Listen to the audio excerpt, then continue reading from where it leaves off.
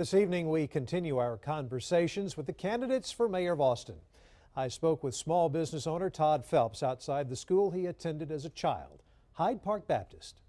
Then I went to the University of Texas and ACC both, and enjoyed my time there. Todd, you're applying for a job to be the next mayor of Austin. Why should people support you?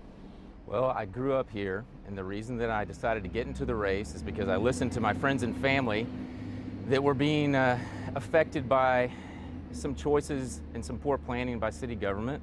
People are fleeing to, past Cedar Park and Buda just to deal with the affordability crisis. What are some of your solutions? A 20% residential homestead property tax exemption immediately. I do not want to wait 4 years. I'm against the rail bond.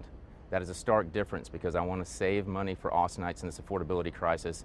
It's not the time to be pushing this type of transportation solution. I would like to take that money and take lights off 360, do flyovers, do express lanes, high and wide on I-35. Would more bus routes be helpful? Absolutely. We should have expanded bus service in some underserved areas. What would you cut in the city budget? I would immediately cut the new code enforcement pickups that are going around Northwest Hills trying to have people tear down their tree houses. I really think that city permitting is a major problem for small business owners, restaurateurs, anybody that's trying to start a business. I love Austin. I like that it's weird, but the one thing that I do not appreciate is that you cannot sit down with all the decision makers in the permitting process and get a timeline where they're accountable and they'll get back to you on a timely basis. Small business here is suffering because of that. How would you work with other members of the city council? What's your management style?